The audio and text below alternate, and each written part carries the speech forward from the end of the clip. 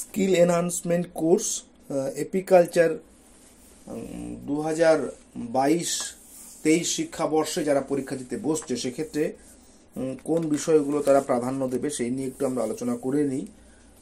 জু বাংলার কাছে স্টুডেন্টদের রিকোয়েস্ট রয়েছে যে সেক নিয়ে একটু সাজেশন দেওয়ার। সেক্ষেত্রে প্রথমেই চলে আসি আমরা বায়োলজি অফ বিজ, সেখানে প্রশ্নগুলো এ প্রসঙ্গে বলে রাখা, জু বাংলা সাবস্ক্রাইব করা না থাকলে তোমরা সাবস্ক্রাইব করে নাও, তাহলে নিয়মিত জুলজি সংক্রান্ত তথ্যগুলো তোমরা নোটিফিকেশনে পেয়ে যাবে। বায়োলজি অফ বিজের ক্ষেত্রে আমরা দেখতে পাচ্ছি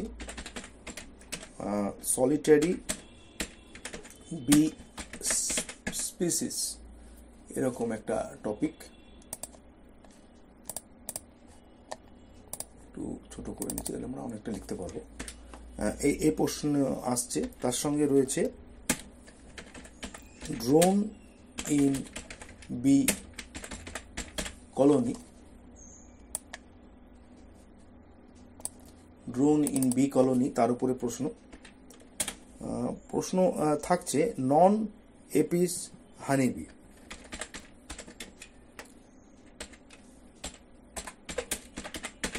নন এপিস হানিবি থেকে প্রশ্ন এবং তার ক্ষেত্রে কিভাবে তারা, আরেকটি প্রশ্ন খুব সুন্দর ইন্টারেস্টিং এসছে আমরা দেখছি, কুইনলেস হাইভস।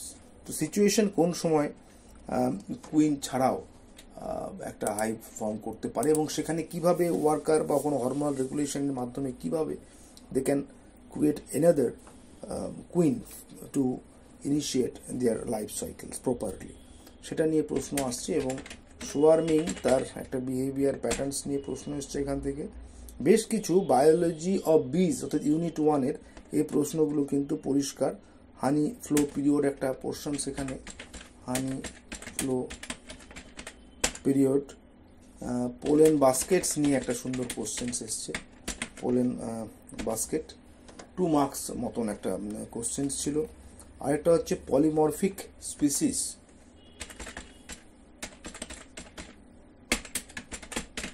নানা রকম যে স্পিসিস রয়েছে তার পলিমরফিক নেচারের ওপরে সেই নিয়ে একটা কোশ্চেন থাকছে। তো এখানে আমরা দেখতে পাচ্ছি যে জায়গাটা সেটা হচ্ছে কি জেনারেল মরফোলজির ফিচার্সটাকে যেমন গুরুত্ব দেওয়া দরকার, সোশ্যাল অর্গানাইজেশনের কিছুটা প্রশ্ন এসছে এবং ছোট্ট একটা কোশ্চেন আমরা দেখতে পাচ্ছি রয়েছে এখানে বি ডান্স নিয়ে ছোট্ট প্রশ্ন এসছে, বিশাল এমন নয়। So you may go through bee dance portions. পরিষ্কার ভিউ হয়ে যাচ্ছে যে নন এপিস যে বি স্পিসিস তার উপরে গুরুত্ব থাকা মানে এপিস বি স্পিসিস থেকে গুরুত্ব পাচ্ছে, তাদের আইডেন্টিফাইং ক্যারেক্টারের উপরে গুরুত্ব পাচ্ছে। জেনারেল মরফোলজিটাও ভালো করে পড়া দরকার এবং সোশ্যাল অর্গানাইজেশনে কিন্তু এখানে ড্রোনের একটা ইনভলভমেন্টস আর কিছুটা কুইনলেস হাইভসের কথা বলা, অর্থাৎ তার প্রপার সোশ্যাল সোশ্যালিটি যে ফ্যাক্টরস রয়েছে, বি কলোনি খুব অর্গানাইজড রয়েছে, তাদের ডিস্ট্রিবিউশন অফ ওয়ার্ক সব কিছু করা থাকে, সেটা দেখতে হবে। এবার আমরা চলে আসি রেয়ারিং অফ বিজ অর্থাৎ ইউনিট 2। এইখানে কিন্তু বিশাল কিছু যে রয়েছে তা ঠিক নয়। এখানে বি রেয়ারিং এর মধ্যে যে হানি, সেখানে হানি এক্সট্রাকশন, সো হানি এক্সট্রাকশনের ক্ষেত্রে যে ধরনের টুলস ইউজ করা হয়, টুলস ইউজ, সেই জায়গা থেকে কিছুটা প্রশ্ন আমরা দেখতে পাচ্ছি। এবং তার সঙ্গে সঙ্গে বেশ কিছু ডার্থ পিরিয়ড রয়েছে, সেই নিয়ে কিছুটা প্রশ্ন, ব্রুট সেলস, ফোরেজিং বিহেভিয়ার, এই কিছুটা ক্যারেক্টার এবং চারপাশে যে ধরনের প্ল্যান্টেশন থেকে খাবার দাবার যে ফিড থেকে তারা নিয়ে যায় অর্থাৎ পাস্টুয়ারেজ,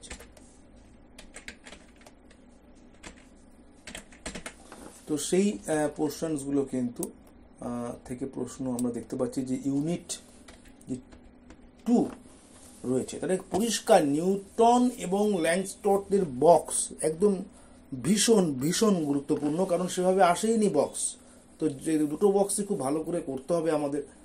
এবং একটা বি স্পিসিস যখন এপিকালচারের জন্য সিলেক্ট করা হয় সেই সিলেকশনটাকে খুব জোর দিতে হবে। So selection of bee species for apiculture, এই জায়গা থেকে প্রচুর প্রশ্ন। মডার্ন বিকিউমিং ইকুইপমেন্টসের মধ্যে শুধু সামান্য কিছু টুলস ইউজ করার কথা বলা রয়েছে। এই যে হানি এক্সট্রাকশনের টুল ইউজ করা বলা হয়েছে, কিন্তু এখানে ইন্ডাইজেনিয়াস এবং মডার্ন যে কনসেপ্ট সেইটাকে কিন্তু কম্পারেটিভ অ্যানালিসিস করা পোর্শন আসেনি। এবার আমরা দেখে নিই ডিজিজ বা এনিমিজের ক্ষেত্রে কোন জায়গাটায় প্রশ্ন এসছে কীভাবে। এখানে এভিয়ান যে এনিমিজ, এভিয়ান এনিমিজের ক্ষেত্রে কিন্তু আমরা প্রশ্ন দেখছি, অর্থাৎ ডিজিজ আরও কী কী ফ্যাক্টর, কী কী রকম ফ্যাক্টর, কী কী ডিজিজ হতে পারে সেইগুলোর উপরে জোর দিতে হবে এবং তাদেরকে কন্ট্রোল করা বিভিন্নভাবে কী কীভাবে আমরা কন্ট্রোল করতে পারি। এখানে অনেক সময় স্মোকার ইউজ করা হয়, সেটা ফ্যাক্টর বলতে হবে। Then use of bee well, তার উপরে প্রশ্ন থাকে অনেক সময়। এভাবে প্রশ্ন কিছু এসেছে, আমরা সরাসরি দেখতে পাচ্ছি। তার মানে এখানে নির্দিষ্ট যে এভিয়ান এনিমিজ ছাড়া আদার এনিমিজ এবং যে ডিজিজগুলো রয়েছে, ভ্যারিয়েশনস রয়েছে মাইক্রোবস থেকে আরম্ভ করে ইউনিসেলুলার অর্গানিজমস, তাদের জন্য এই রোগ, কীভাবে রোগটাকে বাঁচানো যায় তাদেরকে, সেই বিষয়টা রয়েছে। বি ইকোনমি যদি আমরা দেখি, সেখানে হচ্ছে হানি, ইউজেজ অফ হানি, এই নিয়ে একটা সরাসরি প্রশ্ন এসছে, বড্ড ফ্ল্যাট কোশ্চেন্স। স্কুল ডেজ থেকেও আমরা এরকম দেখে থাকি। প্রপিলস থেকে কোশ্চেন্স কিছুটা এসেছে।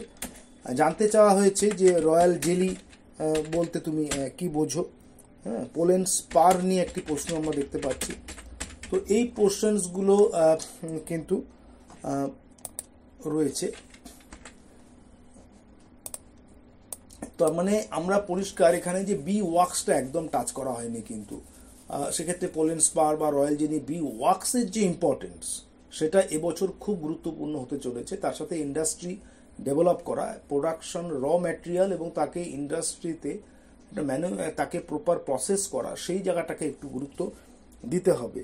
এবং এন্টারপ্রেনিয়রশিপ ইন এপিকালচার, এটি এই মুহূর্তে খুব বার্নিং টপিক। সেখানে আমরা দেখতে পাচ্ছি যে beekeeping research and training centres in India, এই ধরনের টপিক এসছে। তো এই নিয়ে আমরা বিশদে সিবিসিএস জুওলজির যে ক্লাসগুলো হয় সেখানে আমরা এগুলো ডিটেলে আলোচনা করেছি, যে কিভাবে এপিকালচারের এন্টারপ্রেনিয়রশিপটা প্রশ্ন আসে।